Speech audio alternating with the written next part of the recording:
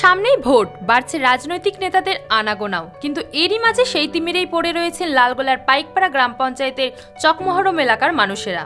এলাকায় বাড়ছে জনরোষ। একদিকে ভগ্নপ্রায় রাস্তাঘাট আর অন্যদিকে সরকারি প্রকল্পে বঞ্চনার অভিযোগ। সব মিলিয়ে অসন্তোষ চরমে।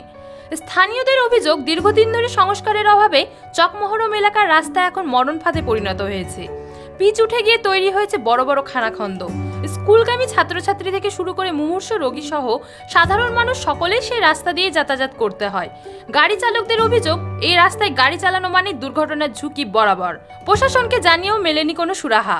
আচ্ছা, এই রাস্তাঘাটে তো আপনারা প্রতিদিন যাতায়াত করছেন, কিরকম অসুবিধার মধ্যে পড়তে হচ্ছে? বর্ষাকালে আমাদের সাইকেল নিয়ে যেতে অসুবিধা হয়। দেখেন আমার সাইকেলের মার্গারটা খোলা, একটাই কারণ যে কাদাতে জাম্প হয়ে যায়, সেজন্য আমরা সাইকেল নিয়ে যেতে পারি না। তখন মার্গার্ড খুলে ব্যবহার করি, কোনো সময় ঠেলে নিয়ে যেতে কষ্ট হয়, কোনো সময় সাইকেল হয়তো রেখে দিতে হয়। মানে সাইকেলও যে চলে না এখন, রাস্তার এত পজিশন খারাপ হয়।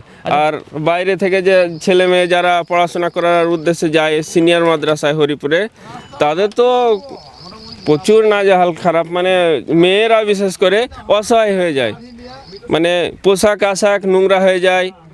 আচ্ছা, সামনে তো বিধানসভার ভোট, প্রত্যেকবারই নেতারা আপনাদের প্রতিশ্রুতি দেয়। এবারে আপনারা কি প্রত্যাশা করছেন নেতাদের কাছে, কি আপনাদের কাছে? আমাদের মানে বর্তমান যে রাজ্য সরকার আছে, ওনাদের একটাই দায়িত্ব হওয়া উচিত যে এই সমস্ত রাস্তা যেগুলো আছে এগুলো অতি সত্বর ঠিক করা উচিত, ভোটের আগেই ঠিক করা উচিত। তাহলে মানুষ হয়তো কিছুটা ওদের ওপর আস্থা রাখবে এবং তাদেরকে নির্বাচিত করতে পারে। রাস্তাঘাট খুবই অসুবিধা। আমরা যদি এই এমআজি মোড়ে বলি চলো, তো চকমোড়া আমাদের গাড়ি নিয়ে আসতে যায় না। যদি আসেও অনেকটা রেসে হাইটে হেঁটে যেতে হয় পেছনে ধরে ধরে। আমরা কি বলি দেখুন, জনসাধারণ আমি একাই না, আপনিও সবাই সকলে গাড়ি ঘোড়া সবে জনসাধারণ যদি ভালো না লাগে তাহলে তাকে ভোট দিয়ে লাভ কি? যে কোনো লোক পার্টি হোক, রাস্তা করুক, ভোট নিক। প্রত্যেকবারই তো আপনাদের নেতারা প্রতিশ্রুতি দেয়। প্রতিটা রাজনীতি ধোঁকাবাজ, লোককে যে মানে এটা সেটা দেখিয়ে ভোট নিয়ে নিয়ে রাস্তাঘাট লোক জনসাধারণকে তো জলে পুড়ে মানে। আমরা কালকে পরশুদিন এমাজপুর থেকে এসে এখানে গাড়ি উল্টেই গেছিলো। রাস্তার জন্য উল্টে গেছিল। রাস্তা খারাপ তো, 3 চাকা গাড়ি জানতে পারছেন, প্যাসেঞ্জার 5টা ছিল, নামতে হলো আবার ধরতে হলো গাড়িটাকে। এই যে বর্ষাতে রাত্রে কি গাড়ি চালাতে চায় না এসবের জন্য? না, আসতে চায় না। আমরা সন্ধ্যে 7টা হলো তো গাড়ি আসতে চাইছে না। কি কারণে আসতে চাইছে? এই রাস্তা খারাপ। দিনে যদি প্যাসেঞ্জারকে নেমে হেঁটে যেতে হয় গাড়িকে ধরে ধরে, তাহলে রাত্রে কি করে কি ভরসা আসবে বলুন? প্রত্যেকবার স্কিম তৈরি হচ্ছে কিন্তু কাজ হচ্ছে না। আমরা বলছি সর্বদলীয় লোক টেবিলের তলে ভরাই থাকবে। আমরা তো সরকারের কিছু বুঝি না, বুঝলো এর আগে তো করেছি আমরা। এই রাস্তাটা অভিজিতের আমল আমরাই করেছি, হ্যাঁ। তারপর আর কিচ্ছু হয়নি। ওই বলে হ্যাঁ হবে, আমাদের রাস্তাটাই দাবি থাকবে, এছাড়া আর কি থাকবো? আমরা পেটে খাইতে চাই না, আমরা শুধু রাস্তাটা চলতে ফিরতে চাই না, ভালো পাই বাস। আমাদের বাচ্চা কাচ্চা যেন স্কুল যেতে পাই, এটাই আমরা চাইছি, ভালো বাস। আর আমরা কিছু চাই না, কাপড় কিনতে পারি না, টাকা চাই না, পয়সা চাই না, কিছু চাই না। আমরা যেন খেটে খুঁটে গাড়িটা আমাদের চলে ভালো। যে অবস্থা মানে গাড়ি ঘোড়া যে খারাপ হয়ে যাচ্ছে, কি বলবো আর। মানে এই রাস্তা যখন এরকম হয়, ঠিক আছে, কিছুদিন হলো মোটামুটি 7 দিন 8 দিন হলো, গাড়িতে 25,000 টাকা খরচা করিলাম, ধরি মুড়ি ভেঙে গেছিলো এই রাস্তার জন্যই। রাস্তা এত খারাপ। হ্যাঁ, স্কুলের এটা কি আর আগে তো আরো রাস্তা খারাপ আছে, এর আগে এখানে আরো রাস্তা খারাপ, প্রচুর রাস্তা খারাপ। কি করেন স্কুলের ছাত্র যে যা আশা করছে, যে টোটো সেদিন দেখছি তার রাস্তাতে ভেঙে পড়ে আছে, বুঝতে পারলা? কি নিয়ে যাতায়াত করেন আপনারা? এই তো জলের গাড়ি আমাদের এখান দিয়ে মোটামুটি 4বার 5বার করে যাওয়া আসা হয়, ঠিক আছে। 3টা জলের গাড়ি আছে, 3টায় 4 চাকা, ঠিক আছে। তো এটারও একবার ভেঙেছিল, এটারও ধরে ভেঙেছিল, আর একটার বডি ভেঙে গেছিলো, একবার একটা রিং ভেঙে গেছে। অসুবিধা বলতে রাস্তাঘাট এই কোনো জায়গায় খানাখন্দ, মানে সাইকেল নিয়ে ফেরি করি তো অসুবিধা হয়। তো কোনো জায়গা ভালো আছে, এখন হচ্ছে কোনো জায়গা। আর এইসব বিশেষভাবে এই যে গ্রামের রাস্তাঘাট অনেক জায়গায় খারাপ, খানাখন্দতে ভর্তি।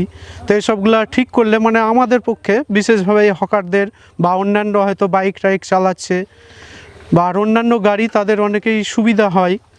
তো অসুবিধা আছে, রাস্তাঘাট খারাপ আছে। এখানেই শেষ নয়, এলাকার বয়স্ক মানুষদের অভিযোগ আরও গুরুতর। পঞ্চায়েতের কাছে বার্ধক্য ভাতার জন্য বারবারই ফর্ম জমা দিলেও কোনো এক অজানা কারণে তা বারংবারই বাতিল হয়ে যায়। এই নিয়ে কংগ্রেস পরিচালিত পাইকপাড়া গ্রাম পঞ্চায়েতে পৌঁছে গিয়েছিল প্রাইম বাংলা 24-এর প্রতিনিধি। চাষ করতে আমরা তো জমি জায়গা না, তো চাষ করবো কি? And লোকের- আমরা খাটনের উপর ভর, খাটি পেটে খাই, হাতে টানি পেটে খাই। এই যে ঘাসের বোঝা কাটতে এসেছি রোজা মুখে, একটা বাছুর পুষবো, গরু পুষবো, ছাগল পুষবো, পুষে খাবো, তাহলে এই রোজা মুখে ঘাস কাটতে এসেছি আমি এমনি শুধু বসে থেকে। আপনার যে বয়স হয়েছে, কোনো ভাতা দিচ্ছে না সরকার? কোনো ভাতা নাই, যতবার কাগজ দিয়েছি কাজে কোনো কথা নাই। কাগজও দিয়েছি 5-10 বার। কাগজ জমা দেওয়া হয়েছে? হ্যাঁ, কাগজও 10 বার জমা দিয়েছে। এখন তো আপনার দুয়ারে সরকার চলছে। ও 2000 গতবার চুমাপোখরে মোড়ে দিয়েছি সুধা, কোনো কথাই নাই। গ্রামে দিয়েছি সুধা, কোনো কথাই নাই। ওরা কি টাকা পয়সা চাইছে? না টাকাও চায় না, কোনো কাজও করে না। তাহলে সরকারকে আমি ভোট দিয়ে করবো কি? আমাদের থেকে ওরা যেমন খেয়াল খুশি আমরাও খেয়াল খুশি। আপনার বয়স কত হয়েছে এখন? আমার বয়স এখন 60 হয়ে গেছে। কি ভাতার জন্য কি অ্যাপ্লিকেশন করেছিলেন? হ্যাঁ, দিচ্ছে না? দিচ্ছে না। কার আগে দিচ্ছে ওরা? মেম্বারকে দিচ্ছি, প্রধানকে দিচ্ছি, তাই আমাদের এই চুয়াপোখর অঞ্চলে গেছি সুধা, তো বলছে যে ও হবে না এখন, তোমার ও হবে না এখন। প্রধানকে প্রশ্ন করা হলে তিনি তার দায় ঠেলে সাফাই দেন তহবিল কম থাকায় কিছুই নাকি করতে পারছেন না, তাই তৃণমূলের জেলা পরিষদের সদস্যদের দ্বারস্থ হবেন। ফলত প্রশ্ন উঠছে, নির্বাচনের আগে কি সত্যি খুঁজবে পাইকপাড়ার চকমহরমের এই দুর্দশা? লালগোলা বিধানসভা নির্বাচনের আগে এই জনরোষ কি শাসক ও বিরোধী শিবিরের ভোট ব্যাংকে কোনো প্রভাব ফেলবে? সেই দিকেই নজর থাকবে আগামীতে আমাদের। এবং আমাদের যে কেন্দ্র সরকারের 15 ফাইন্যান্সের টাকা পায়, সেটা আমাদের পাইকপাড়া অঞ্চল 1 কোটি টাকা পায়, কিন্তু আমাদের এখন বর্তমানে 30টা বুথ। এই 1 কোটি টাকার মধ্যে আমরা মাত্র 40 লক্ষ টাকার আনটাইডে খরচ করতে পারি এবং 60 লক্ষ টাকা টাইডে খরচ করতে পারি। আমাদের এই সীমিত পরিকাঠামোর মধ্যে এত বড় রাস্তার ঠিকঠাক কাজ করা পঞ্চায়েতের পক্ষে সম্ভব নয়। এটা যদি জেলা পরিষদ এবং পঞ্চায়েত সমিতি এবং স্টেট লেভেলে দেখে, তাহলেই সাধারণ মানুষ, ওখানকার পাইকপাড়া অঞ্চলের মানুষ উপকৃত হবে। আপনাদের মাধ্যমে তুলে ধরছে আর কি। সামনে তো বিধানসভা ভোট, সেক্ষেত্রে মানুষ বারবারই আঙুল তুলছে যে বারবারে যখন ভোট আসছে তখনই শুধুমাত্র নেতারা আসছে এবং তারপরে ভোট হওয়ার পর চলে যাচ্ছে, কোনো রকম সুযোগ সুবিধা পাচ্ছি না। এটা তো স্বাভাবিক জিনিস, অস্বাভাবিক জিনিস নয়। তো আপনারা যখন আপনাদের মাধ্যমে, সংবাদ মাধ্যমে যখন অভিযোগ করেছে আর কি, আমাদের যে জেলা পরিষদের যিনি মেম্বার আছে, তিনাকে আমি আমার পক্ষ থেকে পাইকপাড়া অঞ্চলের একজন প্রধান হিসাবে আমি ওনাকে ইনফর্ম করব, যাতে অতি সত্বর এই রাস্তাটার ভালো করা যায় আর কি। এবং এছাড়াও আরও অভিযোগ আছে, যেক্ষেত্রে এখানে ধরুন ভাতাগুলো ঠিকঠাক পাচ্ছে না।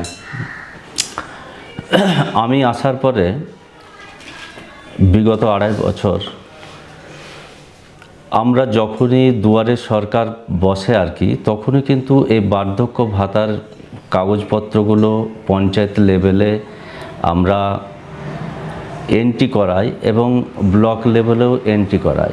সেক্ষেত্রে মানে আমরা অ্যাজ এ প্রধান হিসাবে এই ব্যাপারটায় অনেক সময় ধোঁয়াশায় থাকি। কারণটা হচ্ছে আমরা এ ব্যাপারে বিডিওর কাছ থেকেও কোনো সদুত্তর পাই না এবং আমাদের অভিভাবক তো বিডিও, সেক্ষেত্রে কিন্তু এই বার্ধক্য ভাতার জন্য আমরা কোনো সদুত্তর পাই না। এই হচ্ছে এই ডিসেম্বরে ছাড়বে, এই জানুয়ারিতে ছাড়বে, এই ফেব্রুয়ারিতে ছাড়বে, এই করতে করতে লাস্ট 1 বছরে কোনো আপ টু ডেট নাই। যাদের এন্ট্রি হয়েছিল তাদেরও চেক করতে গিয়ে দেখা যাচ্ছে যে কিছু কিছু ক্ষেত্রে তাদের ডিলিট হয়ে গেছে, মানে সে আর ভাতার এন্ট্রির মধ্যে না। অনেক ভাতা এন্ট্রি হয়েছে, যদি রাজ্য সরকার আমাদের ছাড়ে তাহলে এই বেনিফিশিয়ারিগুলো অবশ্যই পাবে, কিন্তু আমার কাছে কোনো আপ টু ডেট ইনফরমেশান নাই যে কবে পাবে।